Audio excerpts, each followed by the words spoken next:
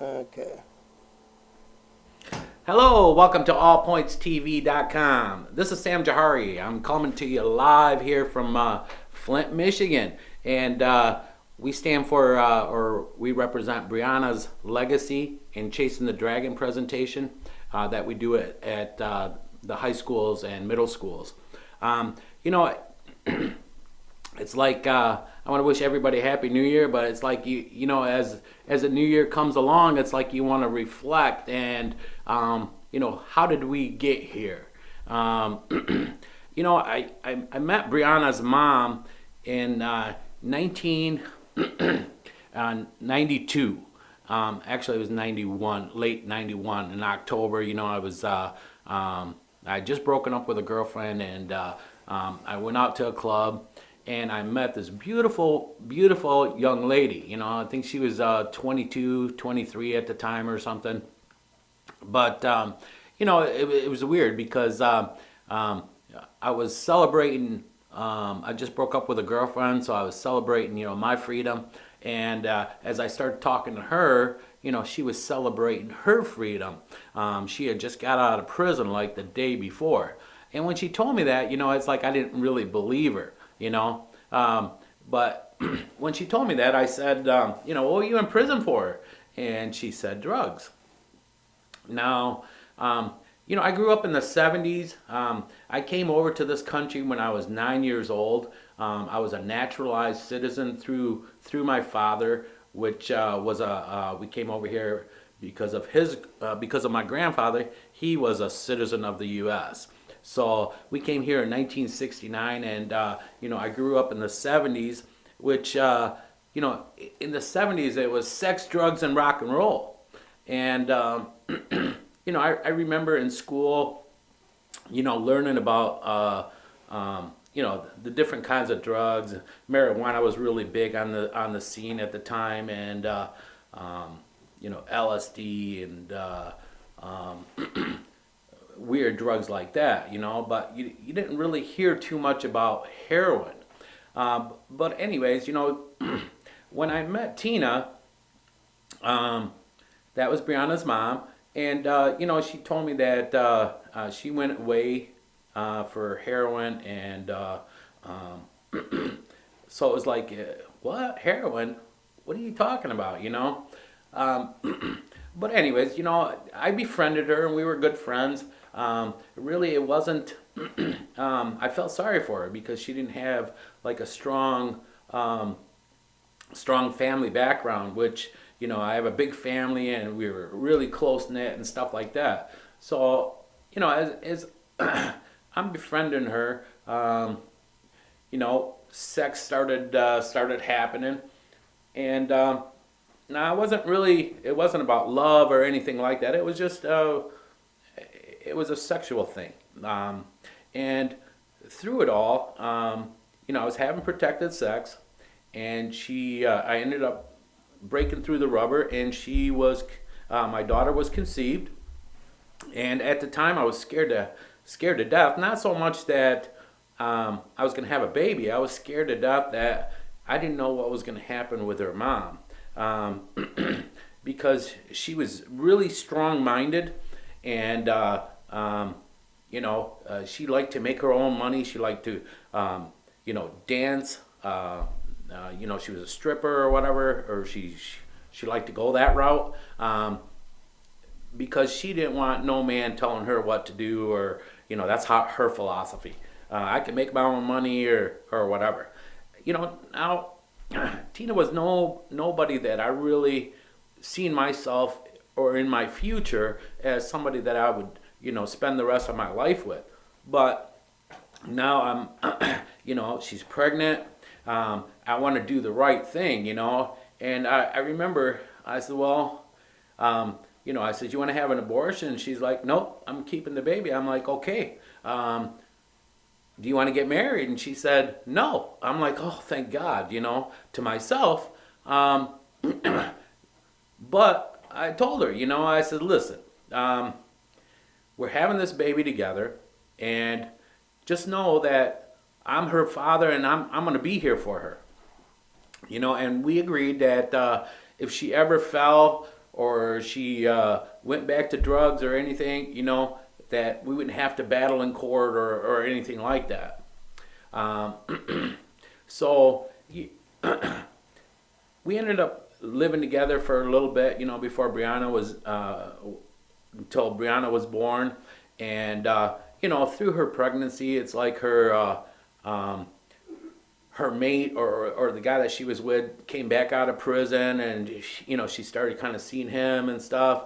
And I'm trying to keep things together, not for Tina or for myself, but for my daughter, so she would have kind of a home life. And to be honest with you, I bit my tongue, and I took a lot of crap. Tina was a type that, this one time she told me that this guy had got like 37,000 from a lawsuit. She kind of, partied with him till all his money ran out, and then kicked him to the curb. That was her philosophy, was, if you're willing to spend it, I'm gonna get it. Was her philosophy. I gotta ask you something, okay? Yeah. So hearing the story, I mean, I know you, and I've known you for several years, so I'm not judging you, but here, if I was meeting a woman who just was out of prison, and I'm not trashing people, I've known decent people who got messed up and they went to prison. They got out, they lived a straight and narrow life after that, and they never went back.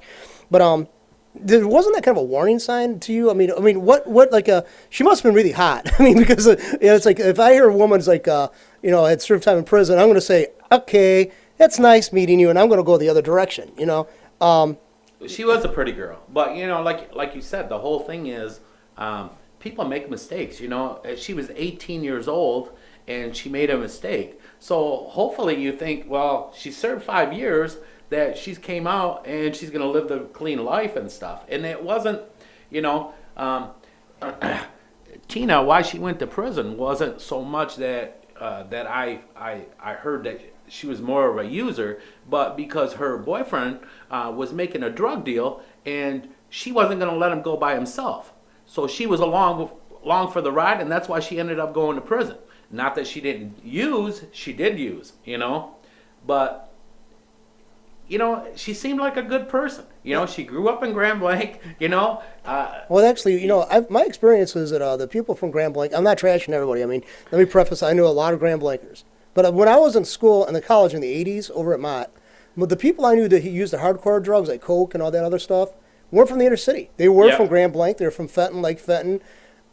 Exactly. And not too much from Davison so much that I ran into. They could have been users, but usually the hardcore drug users are people in Grand Blanc because they had the perception that they had of themselves having more wealth. And this is what people with money do.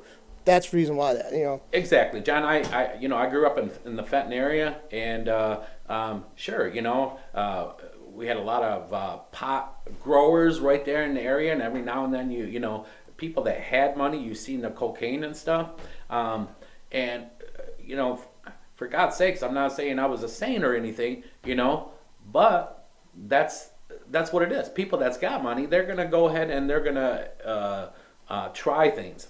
And what happens is, I think in our lives, certain things happen. Before I met Tina, I was in a bad car accident, and the doctors gave me Xanax, and they gave me Tylenol 3 with codeine. They gave me Vicodins. They gave me Loratabs. I mean, they gave me these heavy duty pain pills. But I didn't fall in that 10% where it took me over. To me, I didn't like the way they made me feel. And now, I didn't have no problem smoking a joint every now and then, but that didn't take me over. And to be honest with you, I mean, it's easy to fall in that lifestyle, or get caught up. I wasn't working. I couldn't work. I couldn't make enough money to actually survive at the time, So as the doctors giving me all this medicine, I didn't want to take them. So I needed the money. So I utilized those, for me to survive. Now, that wasn't my best time of my life, But I want to be honest. I'm telling you my story, and this is how we got here. As Brianna was born, it was the best feeling. I never ever felt that kind of love ever before. Till the day my daughter was born, and I remember, it's like when they took her and they're cleaning her up and stuff, and I just put my finger in her hand, and she just, hung on to my finger, and I said, "Hey, I'm your daddy. I'm gonna be your protector. I'm here for you." And to be honest with you, it's like you do all these things in your life, that you're not really happy with or you wish you could take back. But that was like my finest moment, seeing her and to be her father. I wanted to set the best examples for her. And like I said, being a father, it changes your life. They always say, oh, as a mom or whatever, but daddies feel it too, and we are the protectors. And Brianna, I remember she was about 3 years old. I've had so much shit that I got from there was times where I'd go to pick up Brianna, I'd have her in my hands, and Tina would snatch her from my hand. No, you can't take her or whatever. And I'd call the police. I'm like, bullshit, I'm not leaving here until I take my daughter. And they'd come and they'd say, Mr. Jahar, you got to go through the courts and all that. Well, when she was 3, I realized that I needed to get her away from her mom. I realized that Tina had relapsed, and she's utilizing now more and more drugs. So I came to my dad and I said, Dad, I need to get married, man. I need to get my daughter away from her. And at the time, my father, he said to me, he says, well, you've tried it all. Why don't you try your culture? And I'm like, at this point, yeah, let's do it. So, I remember we ended up going to Lebanon, and Brianna, we were in Lebanon for about 3 weeks, and Brianna, actually a couple weeks, and Brianna turned 4. And I remember I called Brianna up on the phone, and Tina was telling me that her house was broken into. Excuse me, and that they took Brianna's TV. Are you gonna buy her a new TV? I'm like, Tina, man, I'm calling you from overseas. It's costing me a couple of dollars a minute. Can I just talk to my daughter? So, anyways, I talked to her, and I wished her happy birthday and stuff. But this was what I was, afraid of. I'm sure she probably pawned it, or dealing with the wrong element, that's how they broke into her house, or she pawned it off, or God only knows. But this was what I was going through. So anyways, trying to find a mom for Brianna, I ended up finding my soulmate and the love of my life. And we got married, and actually in November 18th, we came back from Lebanon, and the day after I landed at home, Tina brings the baby and she drops her off at my footsteps, which I'm not complaining, but she did that on her own. Anyways, Brianna ended up staying with me for 10 months. Really, I didn't really hear too much from Tina at the time, but I remember about 10 months later, I come home one day and my wife is crying, and she's like, she came with the sheriff and took Brianna.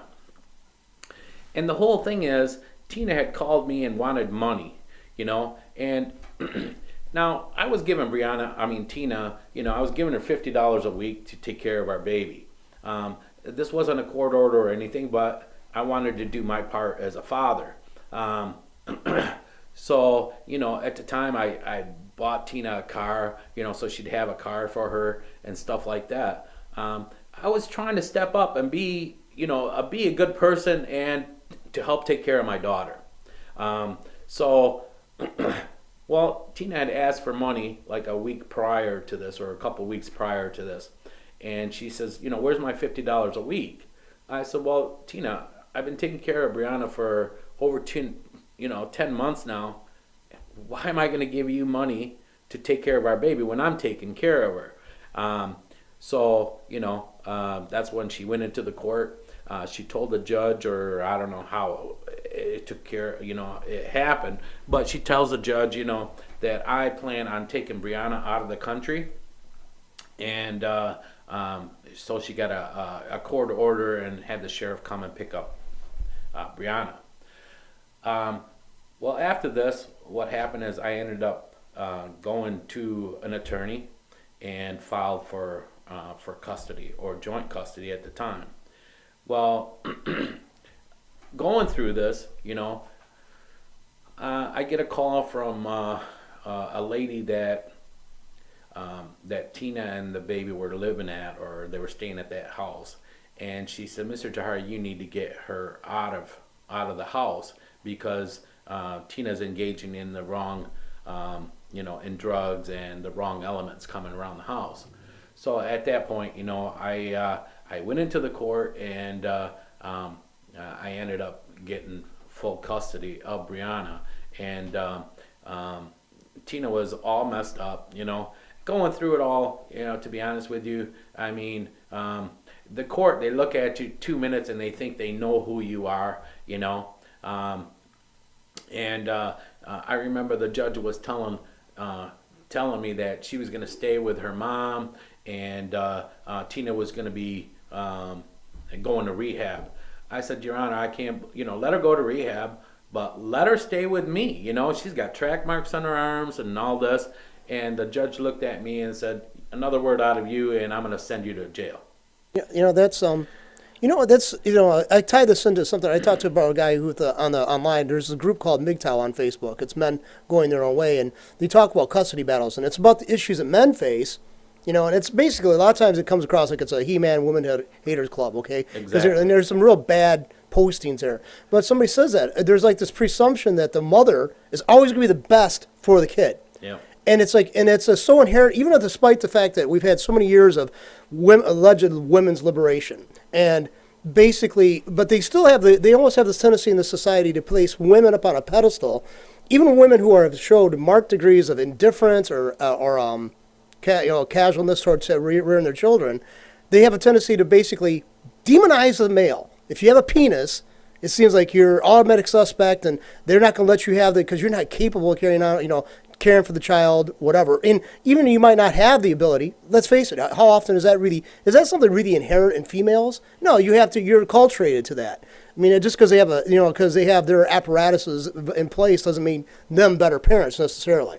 And but yet there's this expectation. The courts, which is basic, I think should have more scientific basis or more sociological basis, or the pseudosciences of social sciences. They should address this by saying, well, this is a presumption that we got to challenge. We got to actually re-examine. Exactly. That's what it is. It's change is so hard to come forth, They have, that's what I was saying before, 2 minutes that the judge looks at you, they think they figured you out, and they don't know who you are, or take the time to know who this person is that's in front of them. When you walk into that courtroom, they've already think that, I know what this person is. He's a deadbeat dad or whatever, because it's not in their writings or whatever that I'm paying her $50 a week. I'm doing the manly thing, that I'm stepping up. And, I'm not looking for somebody to pat me on the back. I'm just trying to take care of responsibility. And another thing is, if you know what you're doing now with this Brianna's Legacy, and before that community parent, you're trying to bring an advocacy group for people to be more involved in their kids' life to prevent drug addiction and drug abuse and all that.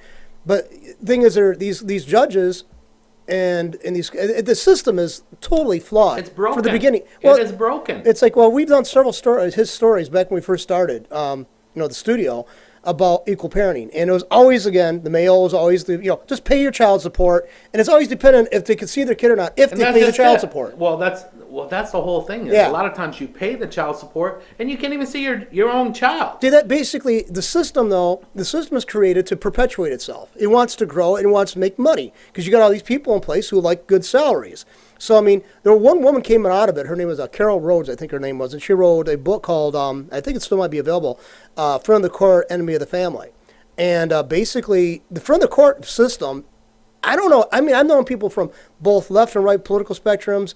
As soon as you bring up, it's almost class. I've never seen anybody say, "Oh, they had a positive experience with the Friend of the Court." No, they don't. Yeah. You know, that's what I'm finding. You know that after Briona died, you know, it's like I got a rude awakening. Not that that things were where we were at with it. When Briona was, I found out she was an addict and. Excuse me, you know, she was dating an older boy and stuff. I turned her into the system that I thought was there, you know, to help parents, you know, and instead of helping me, they looked at me like I was to blame, that I did something wrong, that I felt uncomfortable, you know. I finally got a chance to go in front of a judge, you know, and and I'm like, oh my God, thank God, you know, here's the opportunity that this judge is gonna help me and help my child, you know, and I'm pleading to this judge, you know, and I'm telling him, I'm like, Your Honor, you know, she came across the wrong person, and you know, an older boy, and you know, she lost her mom, and now she's an addict, you know. And instead of giving me something, you know, positive, or the judge looked at me and he says, "Well, Mr. Jahari, it sounds like you want to blame, you know, the system, or you want to blame somebody else, instead of just taking a couple weeks, you know, off of your work to be home with your daughter." I was dumbfounded. You know, and I remember. You know, I had somebody from the runaway program there, and that lady, she looked at me and she said, "He's a fucking asshole," just plain and simple. You know, she said, "Don't listen to him," you know. But the whole thing is, this is what I found, you know, that our system, you know, these judges, I'm sure, they see it all every day, and more likely they probably have these repetition of people that they're seeing in front of them. But the whole thing is, you know, don't look at me like I'm somebody else. See me for who I am. See me for who I am. Well, see, what's got to be kept in mind all the time, when you're in front of a court, it's a court. Underneath the constitutional way, the way we have things, you know, the reason why we have courts established is they can have more of an impartial hearing of both sides. But there's a preponderance, it's always against the male typically. And I mean, you know, a lot of times, I mean, let's face it, I grew up around, I've seen it, a lot of times the guys were exactly the total first-class heels, jerks, AWODs, Exactly. and DWODs, whatever, you know, that they were depicted as. I mean, I can't argue against that. I've seen too much of it. Exactly, me too. But each person, I mean, when you're in the courtroom, the premise that we have our system based upon is each case individualistic with its own merits and demerits, evidence, collaborate, witness, everything has got to be weighed in. And they don't. Basically, it's like a conveyor belt. You got this family coming before you. Okay, the guy's going to pay the child support. The woman's going to get custody of the kids. Ding, next case. I mean, Yep, it's like just go on. Yeah. That's what it is. Yep, exactly. Well, see, that's what I found. You know, that that our system is broken, and you know, I was stationed in Germany. You know, when I was in the Army, and when I landed in New Jersey, I kissed the ground and said, "Man, there's nothing like home. I love this country and everything it stands for." But where we've gotten to is there's no more justice, you know? There's no more fairness, you know? It's all about, everything's about money and greed. And this is where we've gotten to this, you know? So what it was is we let the activists take control of our legal system, our advocacy groups, and everything else. I mean, advocacy can go both ways. I mean, it's like, you know, right now we need people stepping up to help address the issues that males are facing in these parenting issues. But as soon as you do that, you're labeled as a misogynist. You're labeled as a, you know, and there's such thing that might have some validity to it. Now, see, a lot of times you'll have women jumping on board calling you a misogynist, a woman hater. because you might have issues the way the system is. But then after you say a woman like your wife, I don't think she might have seen, she wasn't married and saw what goes on. She might have a tendency, most women do, of siding with the woman. But now that she sees what you went against with your former girlfriend, in the case of Briona, she'd say, gee, this guy really did everything by the book. He did try to care. He tried to do this. And yet he's being steamrolled. I mean, or railroaded, or whatever. And it's like, but it's going to take everybody to see this, and you got to get more people aware of that. Well, that's what I find, that that's why everybody is quiet. Nobody's saying anything. Let's take addiction for that. Here, addiction, everybody says that this is a sickness. But how do we treat the sickness? We lock them up. We look at these people like criminals. So we treat them like criminals instead of finding a solution to make them better. And everything is intertwined, I remember when, after Briona died, we met. There was politicians. There was, the law, the sheriff, the police departments. There was, people from business communities. There was people, pastors, and from churches and stuff, and said, hey, there's something going on here. Why? Because we live in Fenton. 2 people died within a couple days of each other. This isn't supposed to happen in our communities. This is not supposed to happen in good places. But it's happening all over this country, in every good community. Okay? And, as they all came forward, now you think, wow, man, we're going to make some changes. Things are going to happen here, But you find out that these politicians, they're looking to get reelected, or they're just getting their 5 minutes of fame, or they're looking to get paid somehow, of why they came forward, not to actually have a solution or to get something really positive done. And that's what I found out. And this is the rude awakening that came to me, that I see. And the whole thing is, I'm not putting anybody down.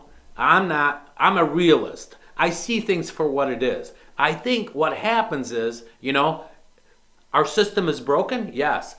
Here's what happens, okay? For every good person or whatever that they start out being such a good guy, people are people. And some people make mistakes, and some people are greedy, and all they care about is the money that they're going to make, okay? And what happens is, you can't look at everybody as a whole. There's a lot of good people. Let's take the cops for instance. Of all these things that's been going on, are all cops bad? No, but sometimes you get in a bad situation. You make a mistake. You shoot your gun. You don't want to, but it goes off. And somebody dies. I don't know. I'm not talking about any. I'm just saying that what happens is, whether it's our judges or whether it's the sheriff, our police, or whatever. There's corruption that goes on every day. And here's what it is. Instead of you standing up and saying, hey, this is going on, no. You put your head in the sand and say, it doesn't affect me. Well, let's face it. Our culture, if you use the example of the police, our society is supposed to have whistleblower laws in place to protect people who are involved in organizations or groups that see problems developing and try to say, wait a minute, time out, we want to examine this. They're supposed to be protected, but they're not. Exactly. And if they come forward, what happens? They give them help. Another thing is, too, you have this, and it develops around, let's face it, friends are friends because they have this common interest or they shared values or whatever. And that's some of the reasons. I mean, I don't think you can really fully ascertain why you're friends with people, because a lot of times you sit back, scratch your head, and say, what the hell am I friends with these people for? I see nothing eye to eye with them. You're still friends. But when you're in a group like the police, there's this group interdependency and this kind of a peer pressure to, basically back each other. Yeah, I got your back. I got your back. That's good. You have to have that. But, I mean, when somebody's doing something that's so appalling, like violating people's rights or just disregarding the very purpose that we have police for, that's got to be called to question. That's got to be called into account. They got to be called on the carpet. But no, this is the thin blue line, just enclosed on the ranks, and they will not allow any outsiders. It's us against them mentality. And the thing, I don't know how that can be avoided, because we have that against them. We have that against them. It's us against them. Don't talk to the cops. Well, it'd be great if we could just sit there and talk to a cop, but we know they're on a fishing expedition. Exactly. They're there to try to find out what they can use against you to make arrests, because that's what their whole career is based upon, making arrests to put you behind prison to feed this whole system that's perpetuated itself. And we have more of a draw. We try to make more things illegal so we can fill the prisons full. Because let's face it, it's a good source of employment. You got one part of the population watching over the other half. You know, Exactly. and that's what communists did. They had everybody spying on each other. The people employed by the state-run organizations are spying on each other. Were spying on the citizenry, and then there's this fear and distrust, and they basically had seen each other as enemies, and they wouldn't look at the true source of the problem, the government itself. Well, that's just it. You know, you call the sheriff or the police, you know, to get help, and you know, whether that person really goes the extra mile to do his job, or whether they say just another case or whatever, you know. But you know, that's like when we met. You know, I remember I was talking to a senator. We're not going to say the names or whatever, but this is where I started to open my eyes. Because this senator, he says, you know, I commend you for what you want to try to do, but there's too much money in drugs that you can't get rid of it. I was dumbfounded. Here, I got a senator that's speaking to me like this, and the whole thing is, he was talking about his so-called friends. His so-called friends. Well, yeah, I mean, let's face it. Let's face it. Either way it goes, politicians are the place to actually benefit from the war on drugs. I mean, if it's part of the corporations that actually being now hired by the government to oversee the enforcement of these policies, the recruitment and retainment and the training of these people who are going to be able to, you know, carry out these laws, it is the industry no different than any other. Everybody's got their cogs in it, and if they question it, their very careers are. I mean, let's face it. Everybody wants a job, or most people do want a job. Well, that's you know, that's hopefully, you know, with you giving me this. You know, community parent, they gave me a stage, you know, but what I was finding was, okay, just talk about this, but don't talk about really what happened, you know. So don't say all like what the judge did, or don't say, you know, how maybe the sheriff didn't fulfill their obligations, or, you know, we didn't do this. It's like, just talk about this. That's it, you know. But the whole thing is, I appreciate this opportunity to speak to everybody, you know, because that's the only way change can arise, is by communicating and by talking, okay? And I really appreciate this, John, giving me this opportunity to speak. And I really appreciate the opportunity, you know, for Chasing the Dragon. And it was, you know, sometimes in life, we can have our whole life planned out. And God says, you know, I have something else for you to do. Because, you know, after Briona died, I really had a hard time. I was depressed. You know, it was, your whole body aches. It's hard to get out of bed. I lost my child, you know, and I don't wish that kind of pain on my worst enemy, because, you know, you have an emptiness that just never goes away. And I really had a hard time, and I was mad at God. You know, why did you give her to me? You know, I busted through the rubber, and she was conceived. And you gave her to me. Why did you take her from me? You know, and I really had a hard time with this. And God wanted me. He wanted me to speak out because of this epidemic. But see, from this epidemic of drugs, there's a lot of things that's going on. It's not just that. There's so much that's intertwined with it. Well, FBI, for example. You know, Hoover did not want people to be involved in the enforcement or investigation of drugs, because he knew the potential for corruption of his agents was so high because of the amount of money flying around with the drug. See, everything's interchangeable. I mean, everything's interconnected. And people want to compartmentalize everything. Well, this is this, and this, like you're saying, that the issue arose from the group that just wanted to discuss this. Yeah. There's such an intertwining. You have to basically cut a couple of things, pull it apart, and see where it's connected to. You're going to keep on just peeling it back, and it's threaded through, it's intertwined, it's twisted around. And if you look at the roots, they're actually going to be shared. The roots are shared. The corruption, you know, the compels a system. It creates a system. There's a knee-jerk reaction, oh, got to have a law. So they already have laws in place, so they craft another set of laws. They pass that. Oh, big brouhaha, they pass that. And the politician gets the kudos for that. But there's already been existing laws they could have used already. Exactly. And then they got this fear element they got to use. They got to use fear. Oh, this could happen to you. It's already happening. Everything around you, we're not separated. And I don't know if you'd agree with me, but it's hearing this stuff that I've heard, and I've been like a probation caseworker for 9 years, lived in Flint all my life. This is the microcosm of what can go wrong. I mean, that's the only thing we're actually on above the curve on, is what the worst case scenario, we are already went through it. We've had loss of employment. We've always had a group of dysfunctional families. It was like, basically, it was this was basically, if somebody was in the social sciences and wanted to come, how to examine the things that go wrong in human society, we had people who had a huge amount of money, who didn't know what to do with money, so they actually started doing drugs. And I mean, when the shops are kicking out full tilt, I would suspect the illegal trade connected to the factories, the output of economics alone probably outstripped that General Motors created through its factories. Exactly. Okay, so I mean, here's the thing that I advocate: basically, get the system is already to the point of like a critical mass. The thing is, people are going to be like you. You are already sidestepped the problem. You're already, by what you're doing is actually sidestepping the problem. You're going to the source of saying, people, why don't we start looking at what's going on? Now, it's going to be the little voice out in the wilderness, like you're doing right now. But you got to start examining these people, and what you got to do is start basically finding ways around this entrenched system.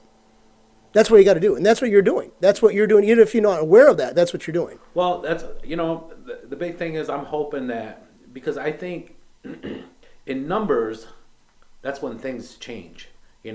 I'm just one voice, but the louder the voice, the more that people are going to hear, and they're going to make change happen. And that's the only way that it can happen. We got to discredit those in power. That's exactly. What you got to discredit those in power, because that they wear a suit and they walk into a marble-lined building with beautiful woodwork, like the courtrooms and all that. Oh my God, they're like a priest. They're like a secular priest. Yeah. You don't want to speak ill of them because they got so much power. But when they got so many voices chiming in and questioning their activities, either they have to change or the system is going to be totally just, you're going to have a way around it by people doing exactly what you're having people do now. Start seeing the interconnectedness stuff.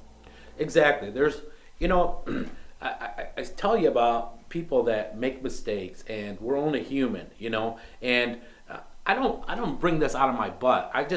If you listen to the news, okay, where priests are having sex with boys, where teachers, having sex with their students, coaches, this is just one aspect, okay?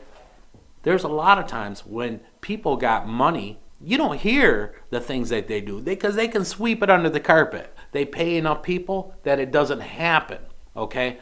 But the whole thing is, I want you to wake up, I want somebody to hear my voice and say, man, I need to open my eyes, Here, addiction is what we talk about, okay? Addiction, that happens to 10%, okay? There's over 24 million Americans that are recovering addicts.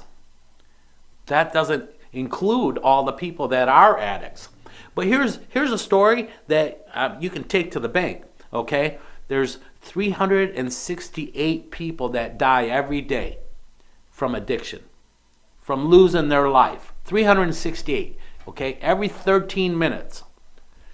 But, we have Ebola that comes to this country. We spent so much money on, getting this facility and stuff to bring people there to take care of them and stuff. Oh, we get a czar for Ebola. We lost one person, or maybe now 2 people in America from Ebola. But 368 people every day, and everybody's sleeping.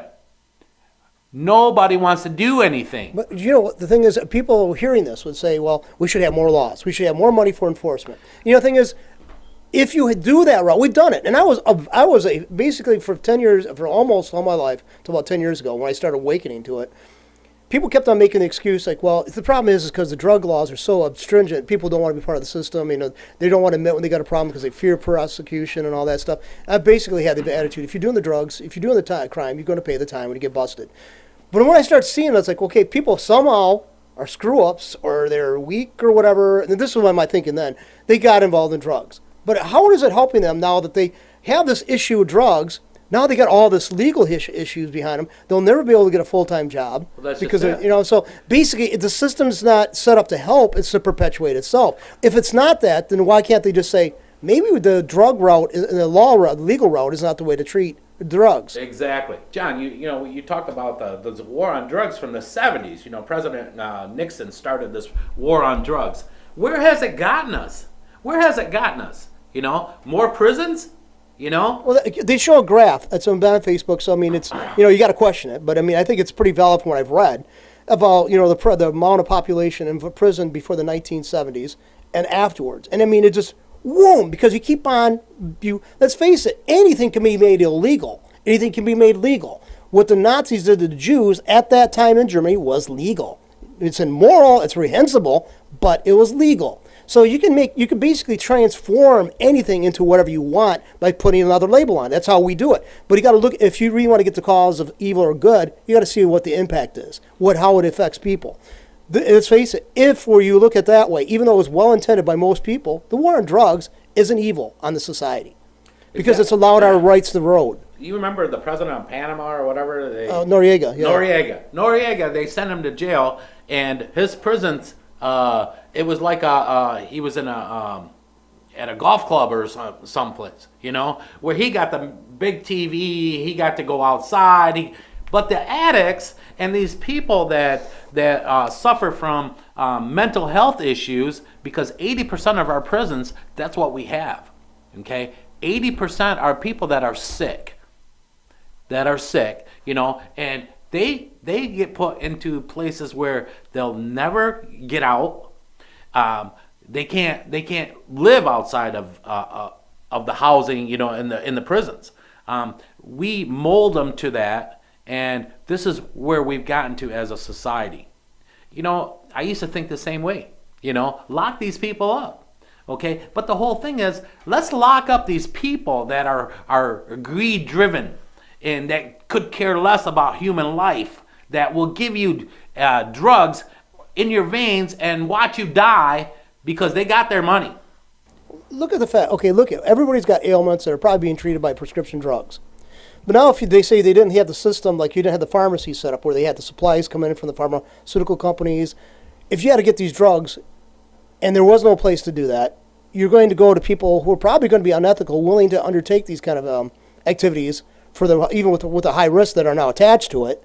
So you're going to be paying exorbitant prices. You're going to be dealing with a very seedy element of society. So basically, and I'm not advocating drug use. I'm really questioning why people got to use hardcore drugs. I mean, I can understand why somebody want to smoke a joint. I have no big issue with that. I don't think it's any different than alcohol. I don't use it. But, alcohol is, if I'm going to be doing something, it's going to be probably alcohol. But I mean, if you look at the entire system, though, it's at some point you got to say somebody really realized how this is going to impact society. They didn't care. They continued with it anyway. And I don't know if it's so self-righteous or if it was they saw the potential for profit. You got to question yourself. I mean, Richard Nixon started in earnest about the drug laws. The war on drugs in the 70s. Did he? I mean, I personally think he was a pretty vile person in many ways. And I'm more a Republican, but I just think that I don't think even he anticipated what could come out of that. It's I was watching 2020 the other night, and I think there's 23 states now that have legalized marijuana for medical marijuana, and three states have medical or marijuana for just for use. You have to be, 18 or 21 or whatever.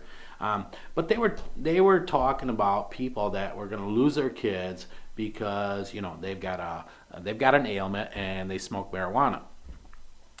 It's crazy, That's what it is. Prohibition back in the day, it was the alcohol. Let's face it, you had a hard day at work or whatever, and you say, man, I'm going to go home and have a drink, have a beer or something,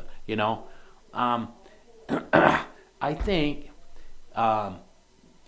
marijuana, I think people can still function and not as bad as, if somebody was drunk. Okay, they can still function, they can still do their jobs. They may get a little spaced out or whatever, or crash out. Okay, but the whole thing is, we've legalized it in these states, and still, there's people that still fight the system, or Well, I don't agree with this. Even in our own state, we've legalized medical marijuana, but let's say somebody that's got their card or whatever, we look at them as, a pothead or whatever. The stigma is still there. Like, you make a very valid point. Okay, how many people are using drugs that are really have like a narcotic effect on them? It's for pain or something like that. But once they get used to the effects, it's like a managed pain situation. They actually have a functionability in life every day. Weed's no different. Marijuana's no different. I mean, I've seen Exactly. people who smoke 2 or 3 joints. Now, after they smoke it immediately, would you say you'd want them, all their decisions are going to be the best? No. But let's face it, there's a question for anything that's even prescription that has that effect on people that you can always call into question. But how far do you go? How far do you go in the enforcement of this? Dr. Gupta on CNN, he came out, and he was stunning, he was talking about, well, that's what they're saying about marijuana and this and that, and they were talking with this one guy where I don't know, I don't remember exactly the sickness, what it was called, but he would get to a point where it's like he couldn't talk, and he'd get the shakes and stuff. And as soon as he would, from the one hit of marijuana, his speech would come back and he was good, Then he says, well, they say you can't drive. Can we go in the car and drive? He says, sure. He got in the car. He says, guy drives good, I didn't see anything wrong with it. But the whole thing is, it's because he's got that tolerance, It's the same thing. It's like, and you say, it's years ago, if I would say this, I would say, like, you're condoning drug use. I mean, it's like, there's a Puritan strain in me, I guess. I mean, it's like, well, but I mean, it's like, okay, it's a drug use, but we use chemicals every day throughout. I mean, let's face it, vitamins are a form of chemicals. If you didn't have them, your body would die. Okay? And nutrients are a form of a chemical. I mean, I'm not trying to say that's on the same level, but if you want to try to use that excuse, everything can be dismissed because we are chemical creatures. Electrical, chemical creatures. I'm not saying, to use marijuana or to use this or use that. What I'm saying is, these are things that are happening around us. I don't say to do this for you or anybody else, okay? But what I'm saying is, these drug companies, because they have so much money, this is how our laws are made. They got so much money, so they don't want marijuana because it's going to take away from their business. They could care less about the people that are getting their medication or whatever. No medication is working or heals anybody anymore. The medication is just to get you stuck in that place where you're paying for that drug month in, month out. You can never get off of it. Well, like insulin, people think that that's a cure. It's not a cure. It's a way of managing diabetes. Well, that's just it. It's not a cure. Nobody's curing anything anymore. There is nothing in our pharmacies that cure anything. All it does is cover up the symptoms. And the whole thing is, when you get on one drug, more likely you're going to need another drug to counter the actions of this drug, to another drug, to another drug. They're saying that people that are, I believe, over the 60s or whatever, there's a minimum of 3 different kinds of medications. I showed this, or we came across this shirt a while back, and we mentioned it. And from this one person, from having diabetes or whatever, he ended up leading to anxiety and high blood pressure, and it's from the different medications. All of a sudden, he's on 7 different medications.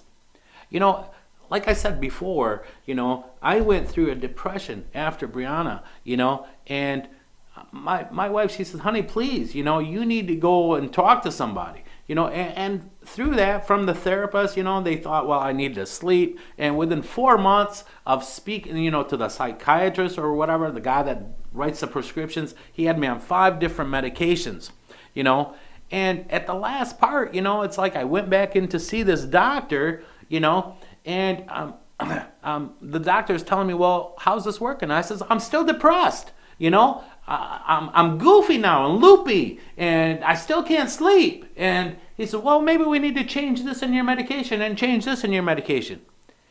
See, these people are trained through these drug companies, and all they care about is selling their prescriptions. All they care about is getting richer and richer.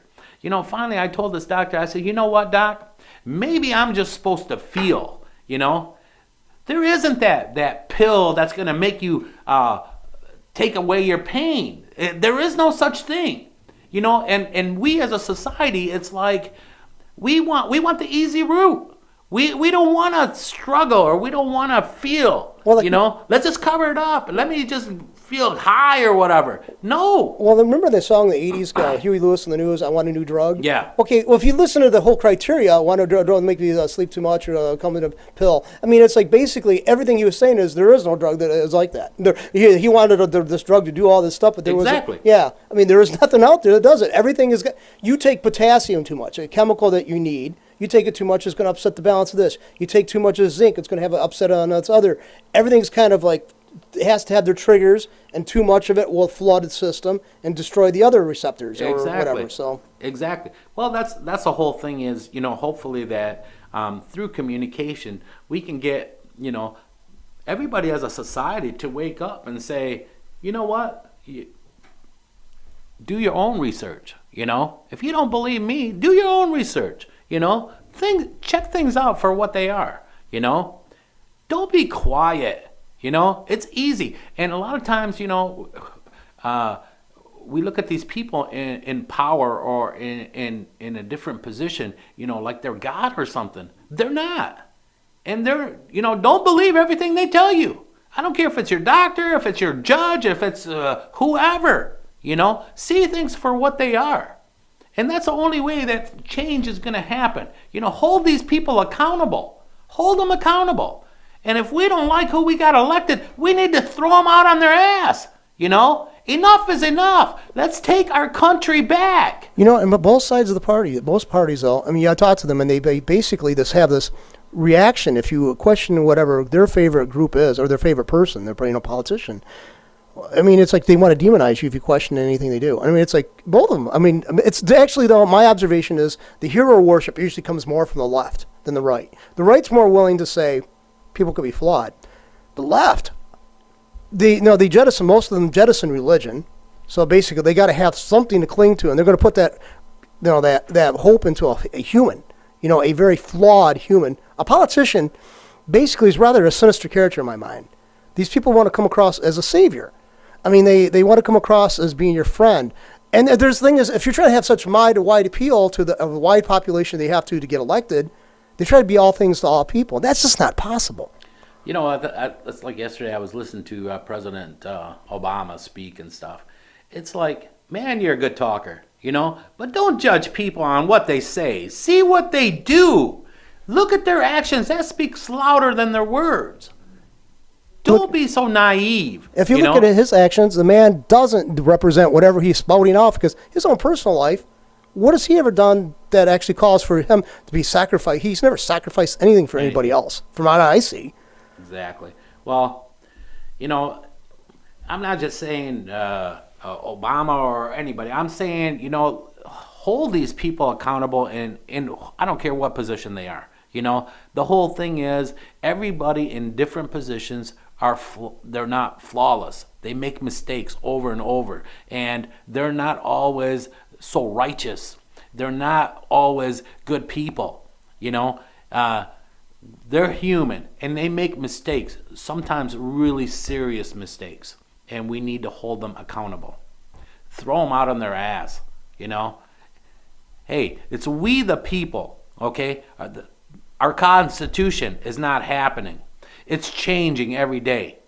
And it was put in place for we the people. I love this country. But we as Americans need to wake up and really know our history and hold people accountable and want something better for our children and for us. Because that's the only way that change is going to happen. Corruption and greed is taking over. And really, that's a sign of the devil. Okay? That's the sign of the devil. Money is a sign of the devil. Okay? We need to hold these people accountable. And that's the biggest thing. I don't care what I say. Don't listen to what I say. See my actions. Okay?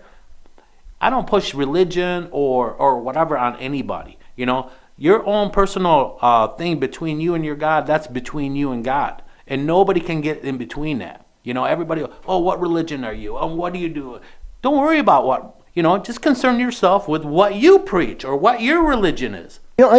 Stephen Molyneux, he's a philosopher. He's on the internet, and I don't agree with everything he said, but basically he gives a thing about, I can't remember which video I watched because I watched a few of his videos over the weekend, but he said basically, as much as people don't like to say this in the logic realm, the realm of logic, when you're looking at a politician or when you're looking at people, you got to see basically what their actions are reflecting. Exactly. And rather than, let's face it, I mean, actions speak louder than words. That axiom is so true. Politicians will spew a lot of crap, but they live totally different. Exactly. I mean, sometimes actually a person who says something, guys says, I hate this group or I hate that group, but they never done anything against that group. They never done against the individuals of that group. They just go on their lives. They just have these issues with these people, but they go on their own lives because they're not into a position of power. They could affect anybody either way. And they just go on their lives. They don't seek to have power over others. They just want power for themselves, for their own existence. They want enough to be able to, choose for themselves. But I mean, the politicians are so self-righteous pricks. They think that they got a right because they're getting paid by a group, not to force their way of existence, their way of viewing the world down your throat. And the thing is, this country is based upon groups of people actually be able to dissent, and we're so willing to submit to that. Not that we're changing that because, oh my God, we don't want to be considered, haters. That's not right to hate. Yeah, it is right to hate. There's some things that should be hated. Some people should be hated. Some organizations should be hated, feared, suspicious. You should examine them. If you come to the conclusion they're a threat, then try to get them removed. I mean, I'm sorry, you got that right.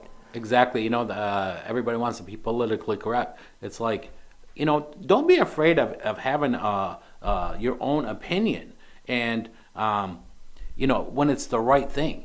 Don't just go along with everybody because, that's what they're doing, You lose yourself. That's the reason why I just asked the Republicans, and they called me for more money. I said, take my name off your list. I mean, they re-elected Boehner for the Speaker of the House. There's no change. They're not going to challenge anything he's already done. So you got to support us because you'd rather have a Democrat. If you guys are acting just like Democrats, what's the point of giving you the money? Yeah. To change. There's no change. There's no possibility. You're scared, crapless to actually challenge the status quo. Because why? You're going to be called a racist? I question, the whole healthcare issue when the Clintons presented it. Was I a racist against them? They're whites. I'm white last I looked.